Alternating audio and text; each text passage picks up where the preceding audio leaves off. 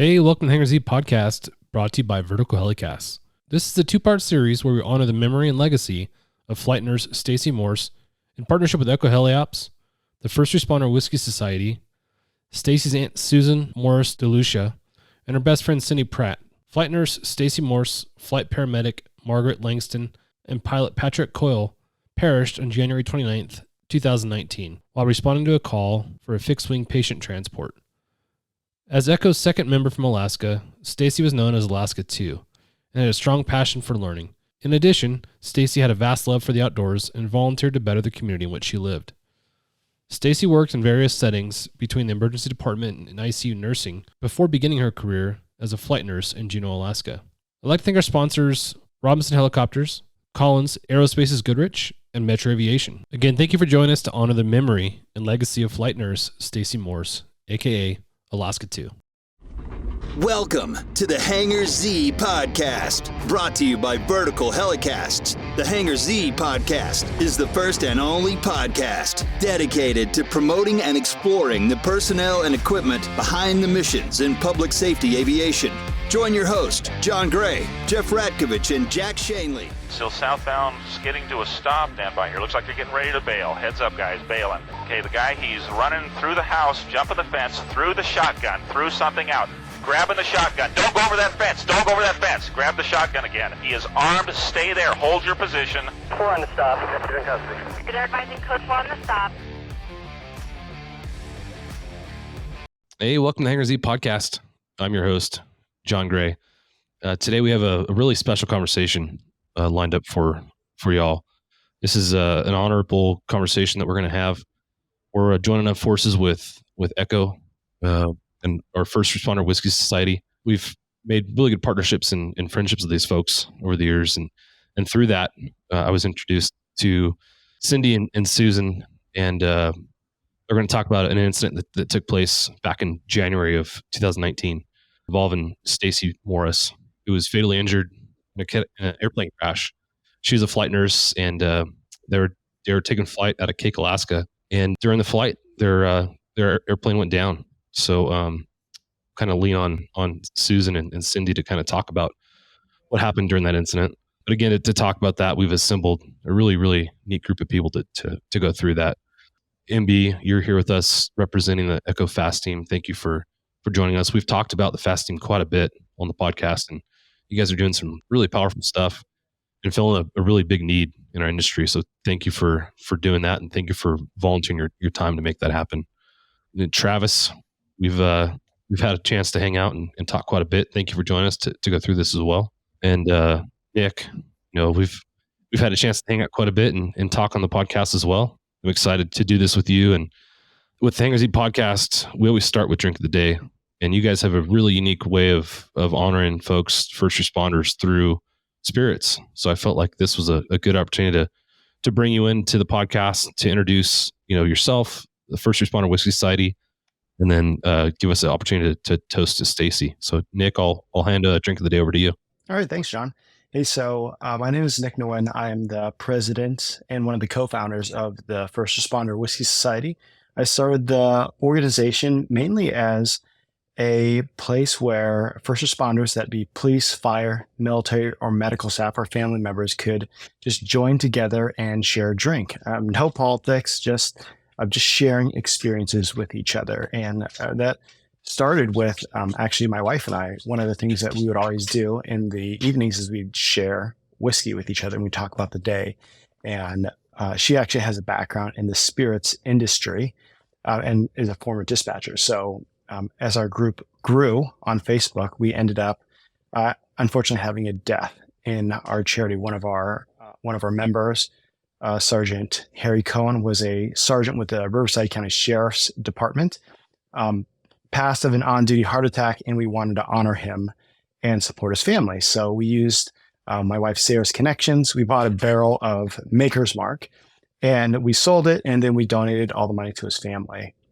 So from there, it evolved to just a heart of giving. And a few years later, we have really expanded out, and our desire to serve people has increased even more. So that is literally what we do. Whenever there's a need or a desire to help out any type of first responder or family member. We will start up a project. We will advertise the whiskey, get it out there, and then donate 100% of the net proceeds back to the family, in this case, to a scholarship. So in terms of, I guess, drink of the day, one of the things that I actually tried recently, it is not actually one of our charity bottles, but this is Bacta Spirit. So this is the Bacta Spirit 1928. It is from the founder, Raj Bacta, of Whistle Pig. And it's actually not just, it is one of the beautiful things that I like about it, besides the amazing product design, is that Raj is a huge historian. He's an entrepreneur, historian, and he always says that whiskey or alcohol is just history in a bottle. So what's beautiful about this is it's a straight rye whiskey, but it's aged in Calvados and Armagnac barrels, dating all the way back to nearly 100 years. And it's just a beautiful blend and mix of different expressions, different things, and it turned out into something beautiful, which is why I think it's special to share it all with you, because here we are. Honestly, I met John through a friend of a friend of a friend through the aviation community, and I still get airsick whenever I go up in planes. but it's still special that, like, here we are from all different walks of life.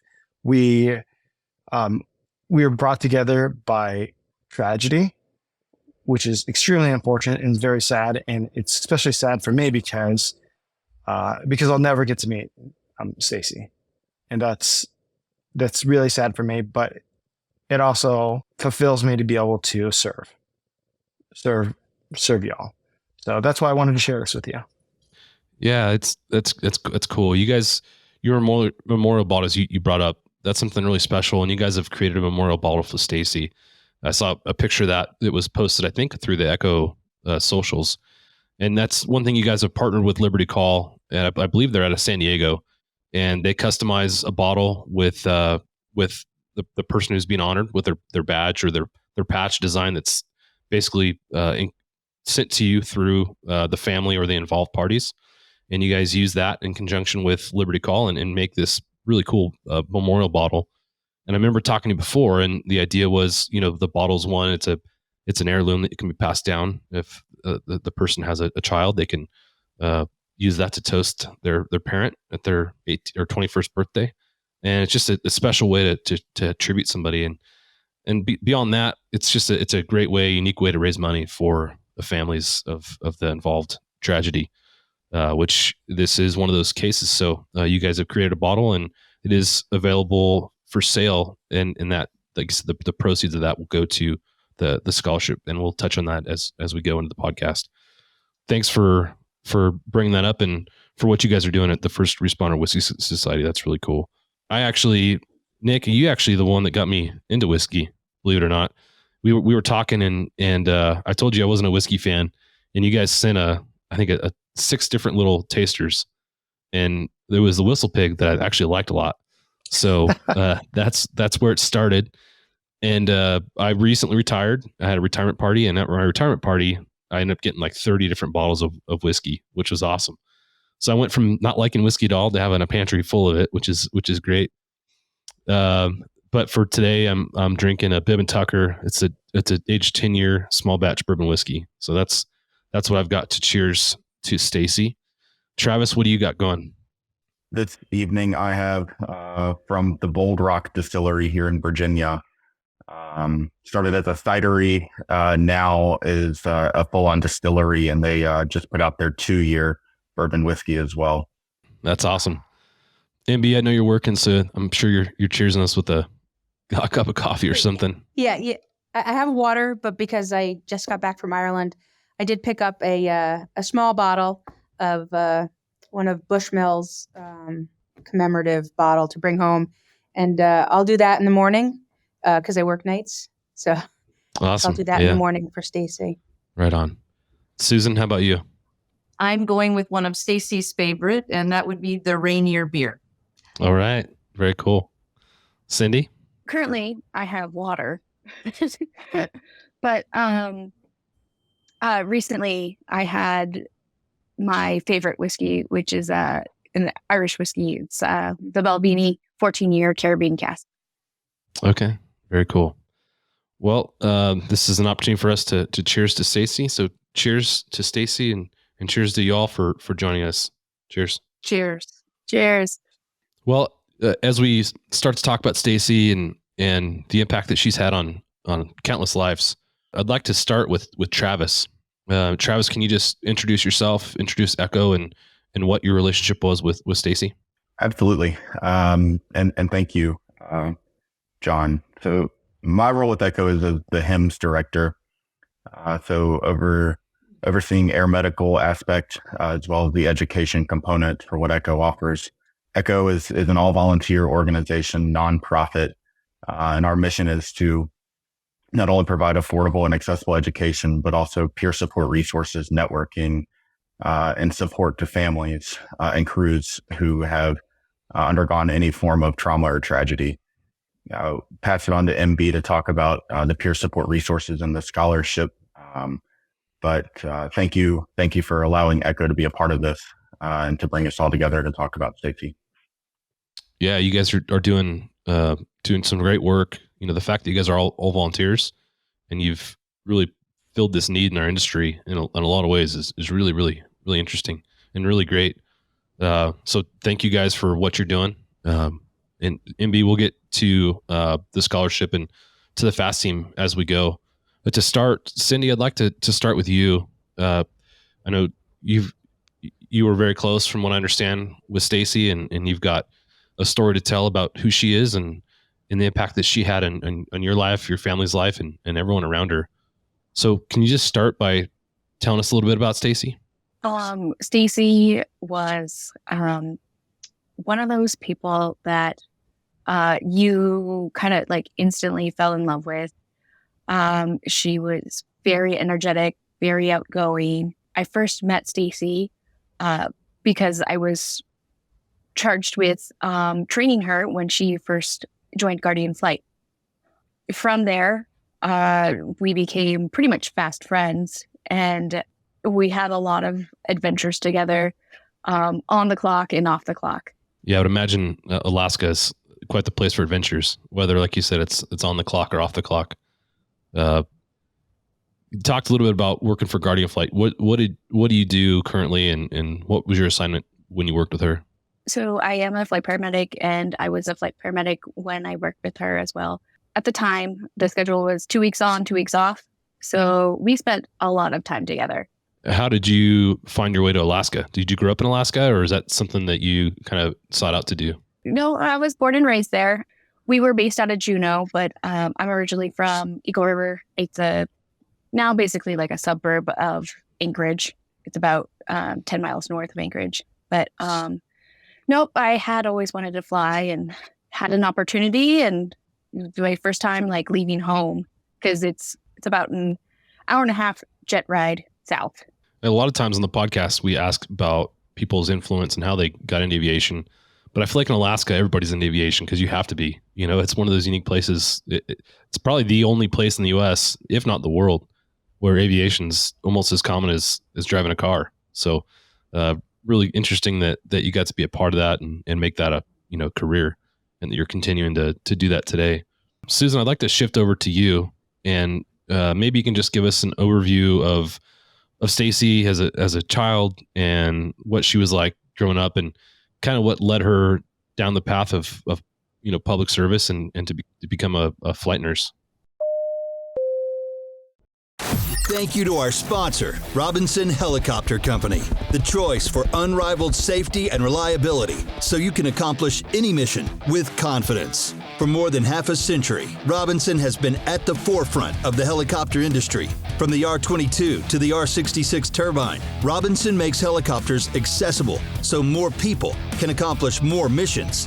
Climb higher. For additional information, visit www.robinsonheli.com. Stacie, from the day she was born, she was pretty much full on.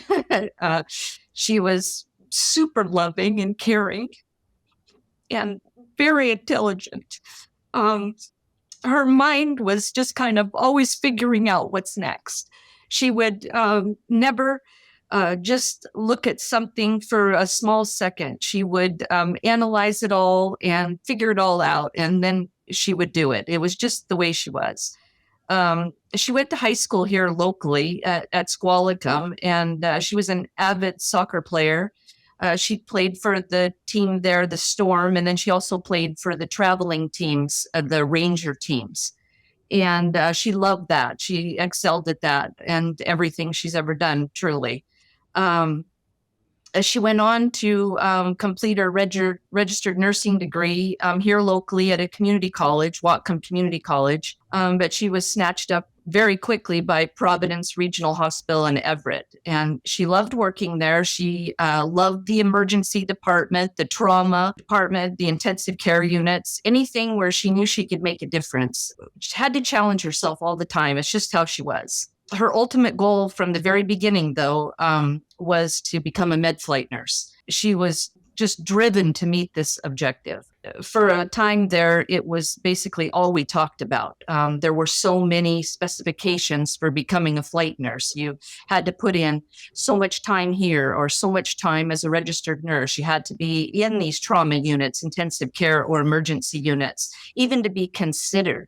And that was her goal. She would do whatever it took to meet that. After she was at Providence, and she was there for quite some time, then she went on. She was still working there, but she went on to get her Bachelor of Science at the University of Washington, in addition to her regular credentials of her CEN and her CCRN that some of the registered nurses carry. And then right before the crash, she just started her new educational endeavor of trying to obtain her nurse practitioner's license. So again, you can see full on doing everything and just putting all of her efforts forth. As Cindy said, she worked full-time at Guardian Flight in Juneau as a med flight nurse. And when she was still doing that job, she also helped train local helicopter pilots, firemen, local first responders, members of the Coast Guard. She'd help out with all that kind of stuff. Anything they needed, she'd volunteer for. In addition to that, she also worked part-time at Bartlett Hospital, which is the local hospital there in Juneau. I've heard 1,000 times from that staff there that she just embodied nursing. She was just fiercely passionate. She was just smart and kind and quick to laugh. And, everybody there said she was a pleasure to work with. And that really says something about her character when you could have that many people, come forth and really make a stand on who you are. She was a true warrior. As a patient advocate, she heard tons of stories, and I've seen it myself 1,000 times, about, even when she got into a tough spot, she always managed to keep her sense of humor, even in critical times, where some of us would be maybe not be able to have that sense of humor. She always pulled through on that. In addition to her outstanding work as a nurse, she loved her family and friends dearly. Family and friends were her life. We have a very small family, and she has her circle of friends, and everybody was very tight. And anything went wrong, anything happened, they were all there. They always had each other's backs, no matter what. She was truly a force of nature. Very strong woman, as I've already said, exceptionally hard worker. Our parents gave us an exceptional work ethic. She was an avid fisherman. From the time that she could put boots on, she was with my brother fishing. Wherever he would go, he had her in a pack, he had her walking, whatever. She fished everywhere. She was a hunter. She learned how to bow and arrow hunt. Very proud of that. I mentioned before, soccer player. Anytime they went on an adventure with anyone, they hiked in everywhere. There was no easy path or anything. Huge hiker, hobby farmer. She had a lot of animals, chickens, bunnies, ducks, everything you could possibly think of, plus all the different wildlife that just wander in Alaska. She loved to snowboard and snow machine. She was always a snowboarder, but she took up the snow machining when she went to Juneau, and they went all over. She loved to take the snow machiners out and run through all the wilderness. She just loved that. She had a knack about her, kind of a wonderful flair about creativeness for design and renovations. We often see people like on Instagram or different social medias where, they're like somebody's caulking a tub or painting their house or whatever. Well, when you saw her work, she'd be like taking down every single stair in the house or rebuilding a chimney or installing drain fields in the lawn on a backhoe, dressed like city worker. And she just loved that. Pretty unstoppable at the projects. One of her main things, and Cindy talked about this as well, is she loved to travel and experience anything she could, new and different.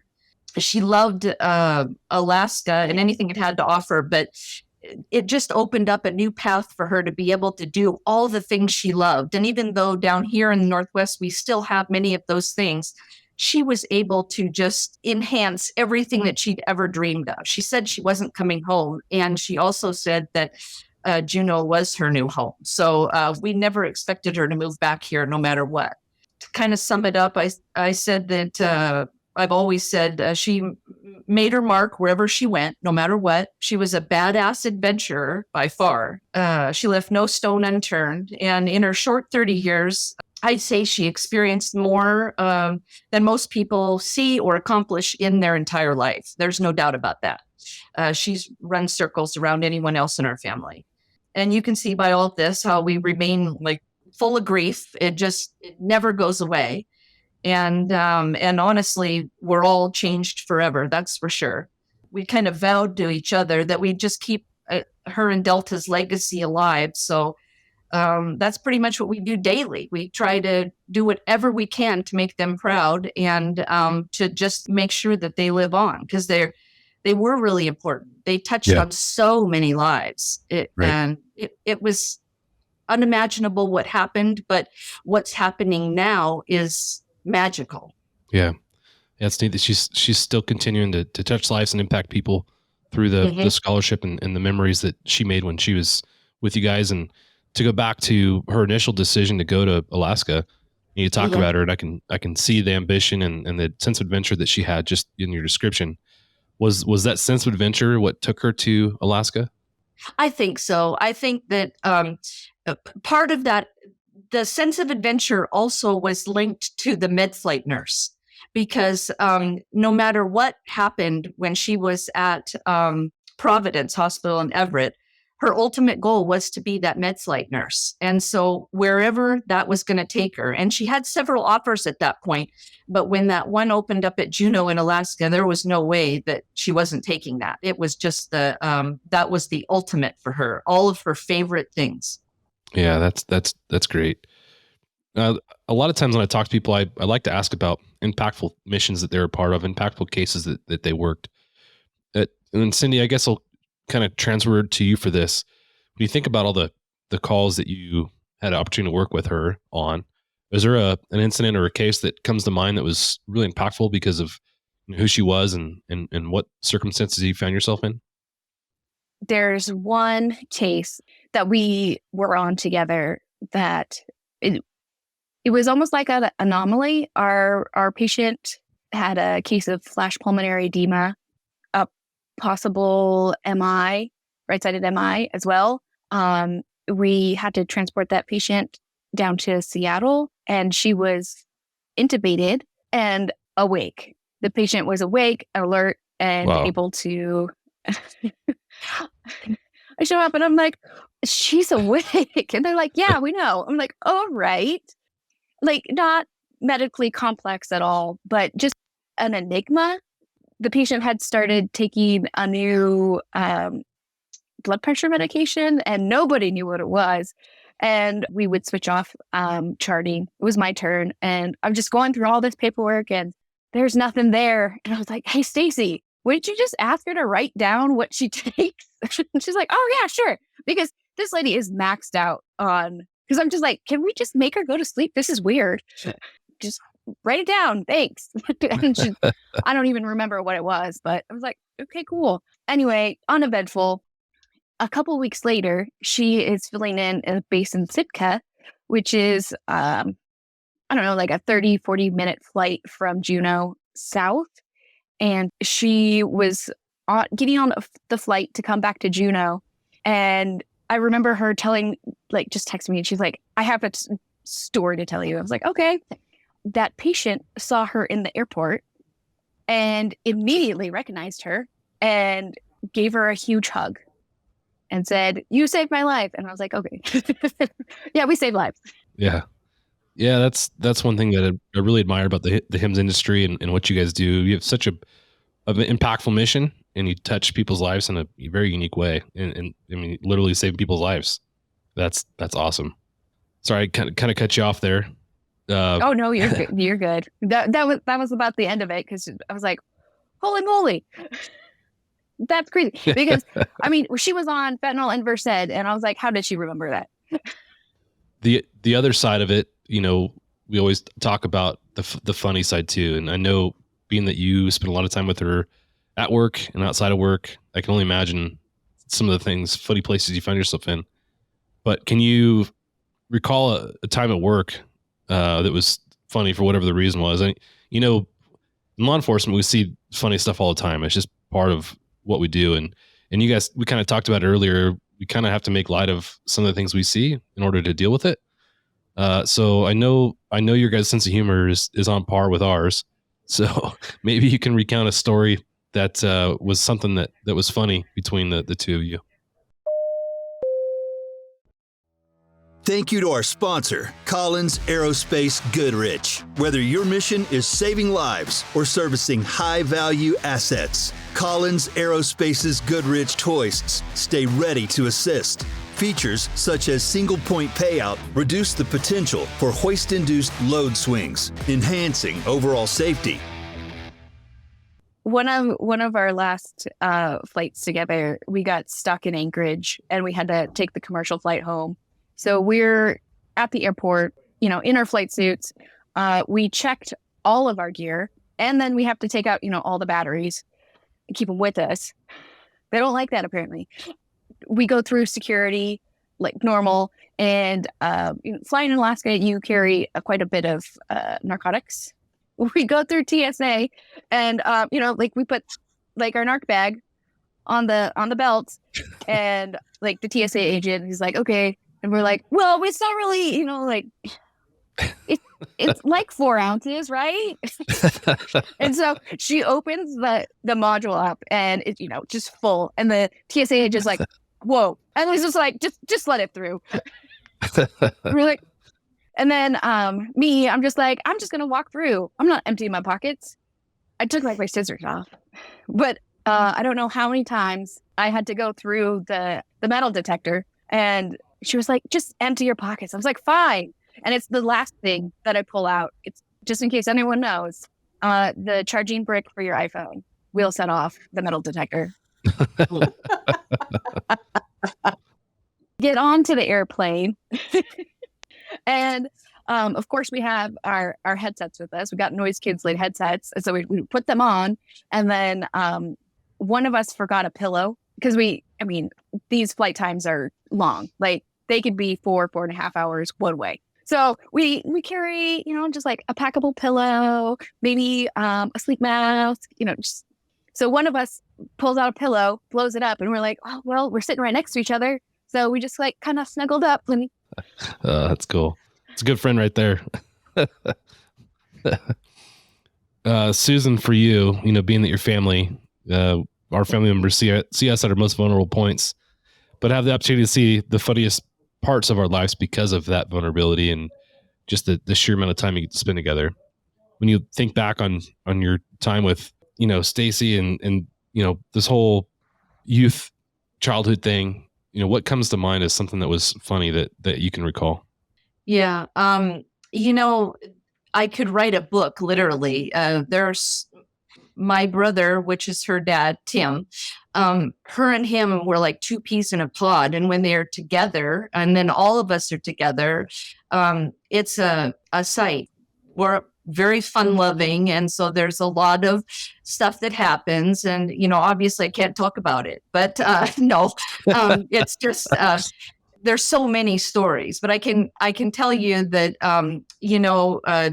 she was such a light in our life. And so, we'd make contact all the time, and we'd be talking about her experiences at work and at home and all that type of stuff. And we'd say, well, did anything interesting happen or whatever? And she'd kind of play it down most of the time, but every now and then she'd, break through with something. And, or I remember one time when she was at one of the local hospitals or something, one of the people that she was dealing with, I think the fellow was going to be he was likely to be a fatality. But anyway, I remember the last thing when she went in through the doors, she was on top of the gurney doing her last ditch effort kind of thing, to keep him alive or at least get him to the next phase of his medical attention. But she just didn't make a big deal of that kind of stuff. Like she was sort of, I don't know, she might joke about it later, like months down the line, she might play it up later, but not when it's happening or anything like that. She's all business. Yeah. And she would literally push you out of the way if she felt like she was going to be able to give somebody their last breath or whatever it was going to take. She was going to do it. She was all business in that sense. I remember one time, I wasn't there, but my brother told me, and we still laugh about it to this day. She had, I think she was, I don't know if she was here on vacation from Juneau or if she was still working in Everett, but she met up with a bunch of her friends in Bellingham area, and they'd gone out and they all took taxis home separately. And somewhere or another, she'd lost her wallet or she'd left it at home, or I don't know where it was. Anyway, so the taxi cab driver brought her to my brother's, and he said, well, it'll be, $12. And then she's like, oh man, I don't have my wallet. She said, can we do it in trade? She said, my dad does smoked fish. And the taxi cab driver said, smoked fish? And he said, absolutely. And she went in, she opened the garage door, she opened the fridge or the freezer, and she said, she yells back to him in the car, how many will do it? What will be even? And he said, whatever, so she traded smoked fish for my brother smoked fish for her taxi cab ride home. We could talk all day about the stories. They're endless, let me tell you. There was sincerity to her stories, funniness. And I even remember at the memorial they had for her in Juneau, some of the Native Americans from the Cape came down to talk on her behalf. And one of the ladies there said that she had helped them so much with a lot of their local nursing things and things where they weren't being attended to. And she just was so thankful for that. And Stacie had told her, I think the lady said to her, I'm just one person here trying to make a difference. And Stacie said, never say you're just anything. You're very important just as you are, And for all of those sincere things, there's 1,000 funny things that she did. I think that's how she did it. She had such a way of taking the edge off the business aspect. And I think that's why she was good at what she did. Yeah. You definitely have to have a unique sense of humor to deal with all the things that we see, touch, and hear, in our jobs. And I think, that's kind of where ECHO is filling a big void. You talk about surviving a career and all the things that go into that. And, ECHO's done a really good job with the FAST team and just the resources that they provide. Cindy, I'd like to go to you and talk about your involvement with ECHO. From what I understand, you were the first ECHO member in Alaska. So can you talk us through that and what that looked like? Well, so I've been attending ECHO as much as I can since 2015. In the beginning, they used to do this thing in the opening remarks of, like most miles traveled. And I was getting sick of getting the T-shirt every single time.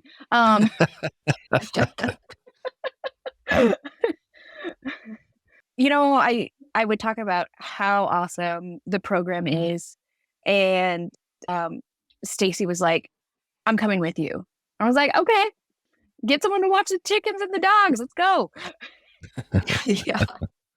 In 2016, like September-ish, we went to the fall one in Georgia. I had left Guardian and went on to a different flight company and moved closer home. We kept in touch. It wasn't like our friendship deteriorated after we were no longer coworkers or anything like that. But so she's like, let's go. And I was like, okay, cool. So we met up in Seattle and flew to Georgia. And oh my gosh, everyone loved her.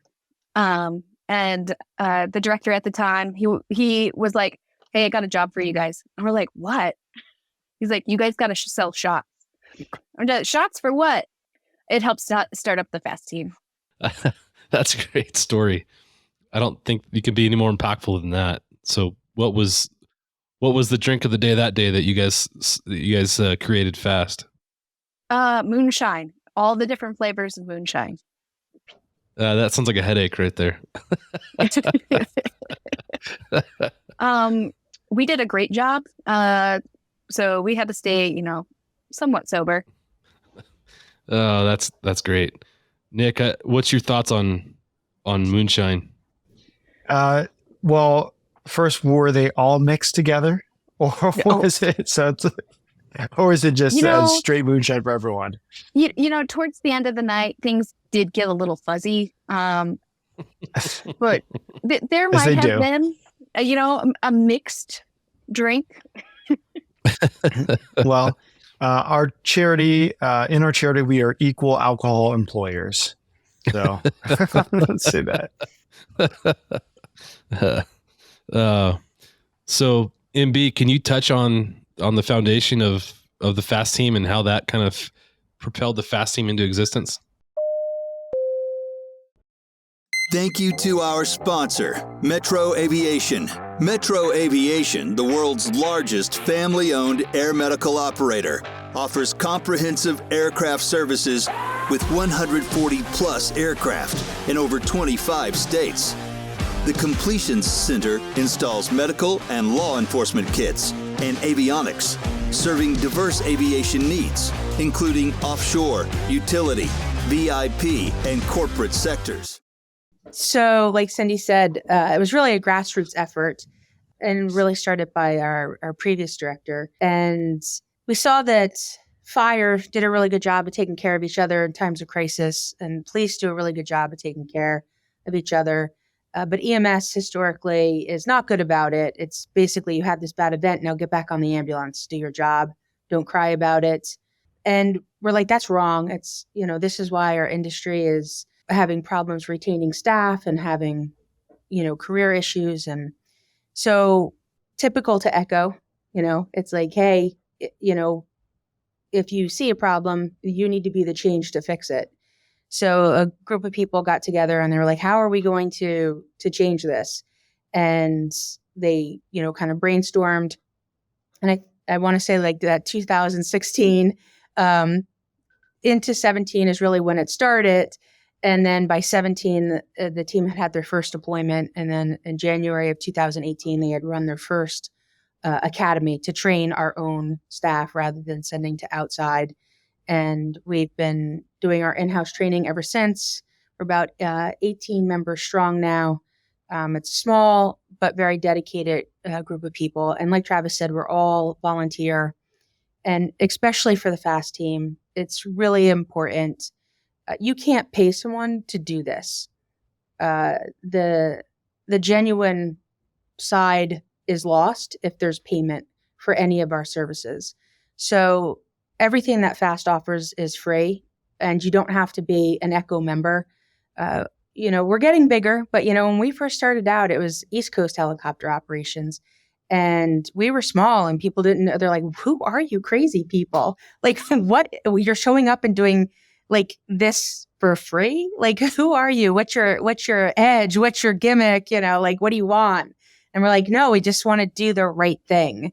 And it takes people a little while. They give you the side eye, like, there's got to be a catch. And there really isn't a catch. It's just we're putting our money where our mouths are, and being the change that we want to see within the industry, basically doing for others what we would want done for us or our family in times of crisis.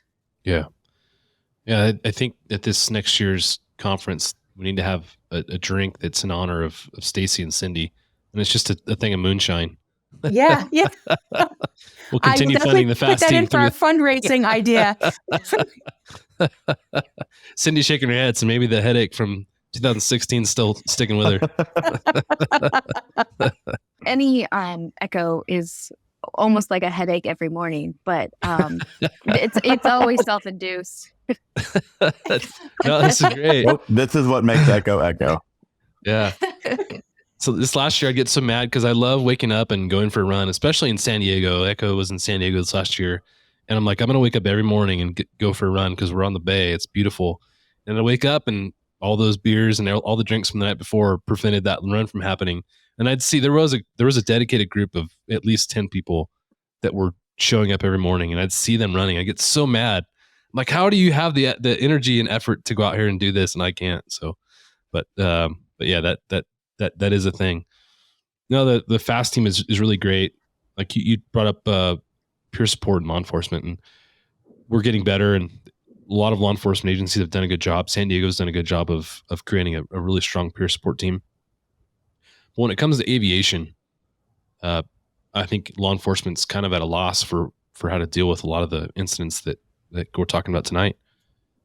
If you're involved in an incident, a crash, your peer support team at the police department is great for officer involved shootings, for the typical law enforcement related incidents, but not so well equipped to deal with aviation related mishaps and incidents. So it's been really great to lean on you all and offer a resource to people that wasn't available before. And the fact, again, that it's free and available to anybody, whether they're an ECHO member or not, is huge. And I think the other thing that makes us really different from any other option out there is that we don't report to anybody. We're not really rogue. We do have our board for ECHO, but they don't tell us how to take care of our people. They say, hey, MB, what do you guys need? Like, what can we do to support you in your mission? We are 100% committed to maintaining confidentiality for anybody that uses our services. So you don't have to worry about saying something that's going to, come back, to you in the workplace when you're having the worst day of your life. It's easier to open up to someone that you don't know. And it's even easier to open up to someone if you know that's being held 100% confidential. And that's a difficult option to offer if it's an in-house service. Because even if you're like, oh, I'm answering the phone, I don't know who you are, ha, ha, ha. We all know what each other's voices sound like. So, when I'm, if I answer the fast line and I'm getting a call from South Dakota, I don't know the person, and generally what we do is if we know an incident is going on, we will tell people, hey, there's been an incident in this area. If you're in that region and close by and could potentially know someone involved, please don't answer the line. Most people, do it automatically, but we just kind of make sure that everyone knows that something's going on just to prevent that from happening. You would never want someone to be startled, as they're sharing the worst moment of their life and be like, oh man, this is someone that I know. And I don't really feel comfortable sharing where I'm at emotionally and mentally. To complement what MB said about the FAST team and about ECHO in general, is that ECHO is 4 flight crews and 5 flight crews. We're all active in the industry, and we know what it's like to be on the aircraft. We know what it's like to be at the base and to be going through these things. So that gives us perhaps an advantage over third-party services that really don't have that relatability. Yeah, the relatability is huge. I remember I was involved in 2 officer-involved shootings in my time in law enforcement, and peer support was huge in that because you had somebody who'd come alongside you who could tell you what's going to happen next, because you don't know. The first time you don't know what's going to happen. And the same is true with an aircraft mishap. You don't know the steps that are going to follow the incident. and you don't know how to deal with the grief that's going to follow something like that. So the fact that you guys have that experience and are, pouring into those affected family members, coworkers, friends in a way that nobody else can is really, really huge. Cindy and Susan, I'd like to kind of transition to you guys and how the FAST team was impactful for you all after the crash in 2019. If you guys are okay with sharing that. I know for my family, we've always been the ones that have been the people that go and help the others. My brothers were both in public service and myself as well.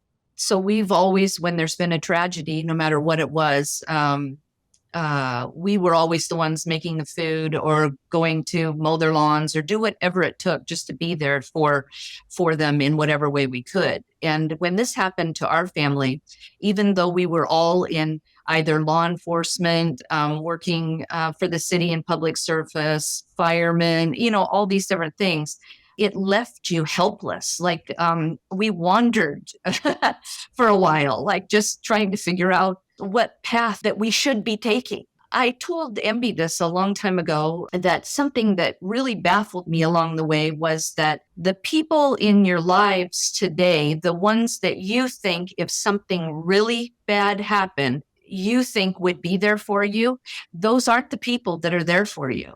It's the people that kind of were off to the side. You didn't even really know them.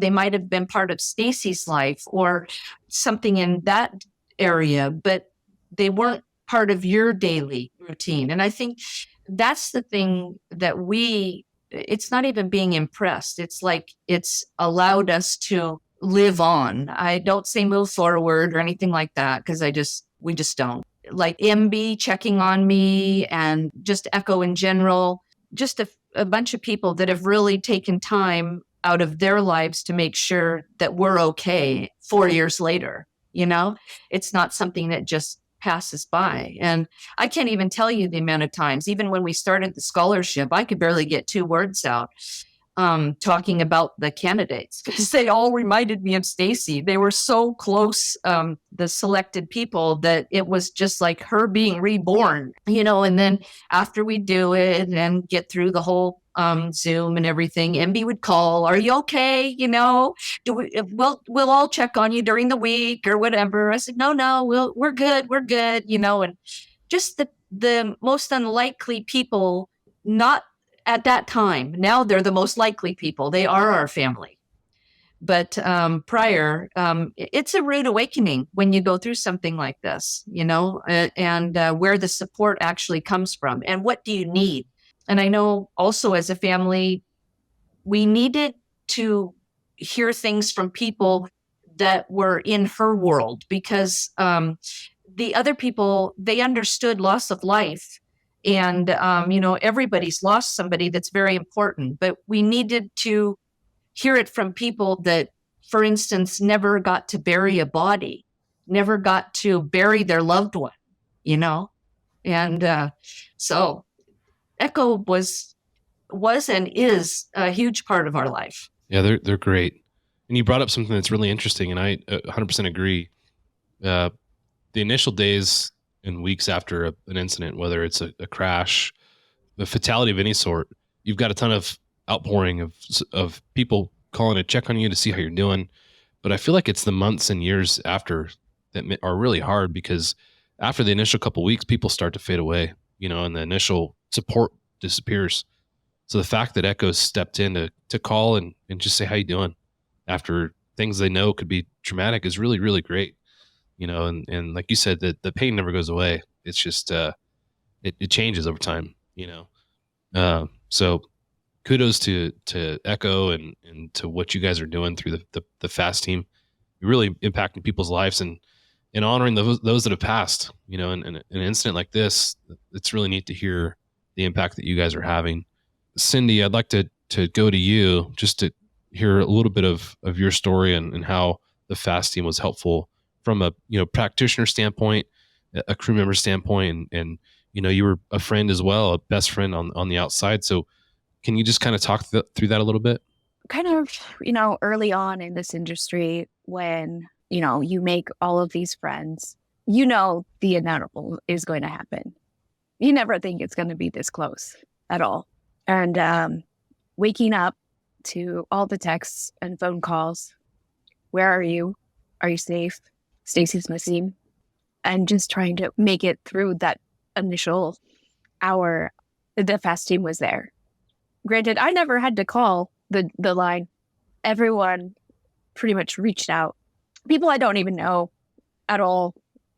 I don't know how to express the amount of gratitude that I have for the FAST team. That job is hard. They're still here, they still check in. We're coming up on 5 years. On the anniversary, someone always reaches out. I am forever thankful to have that resource. And whenever I come across someone struggling, going through this exact same thing, whatever may be, I'm always like, here's this number. If you need anything, call it. Hey, you guys, again, the FAST team is doing amazing things, and not just with these kinds of incidents. It's, you kind of touched on it, Cindy. If folks are struggling with the regular volume of traumatic stuff that we see and deal with over the course of your career, it's nice to know there's somebody that you can call who's unbiased, not in your chain of command, and have someone to talk to. That's huge. Going back to San Diego PD, their peer support program is really cool. You were assigned after an incident, you're assigned a peer support contact or peer supporter, and that person sticks with you through the whatever you're going through. And I had a really, really great person that was assigned to me, and he called and checked on me all the time, and it was really cool. I knew that he would call and stick with me, and it sounds like that's kind of what you experienced, Cindy and Susan, with the FAST team. MB, do you have anything to kind of contribute there or touch on as far as the FAST team and these incidents? No, I mean, it's nice to hear that our vision is working the way that we envisioned it, that we're making the impact that we wanted to make, and that our industry is better for it. And, and it goes beyond the providers. We're there for the families also. And, HEMS is a weird world. What we found is that, somebody outside of HEMS spends more time asking questions about what you do and your job and being kind of enamored by it than actually helping the provider that's struggling.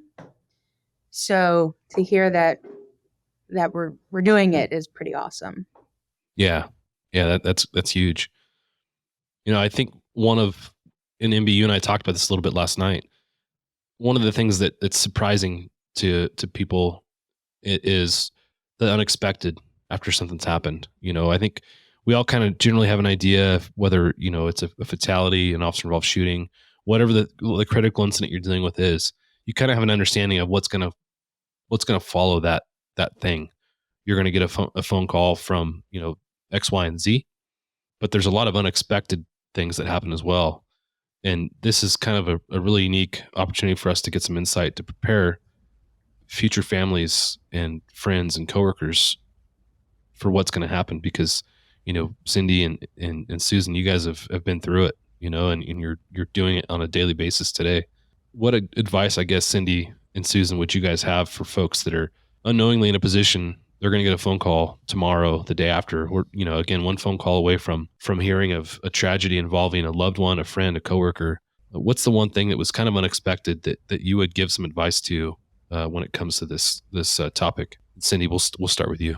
This is the end of part 1 of our conversation honoring and remembering Stacie Morse. Be sure to join us as we continue the conversation. And as always, I'd like to thank our sponsors. Hang out for a message from us after a word from our sponsors.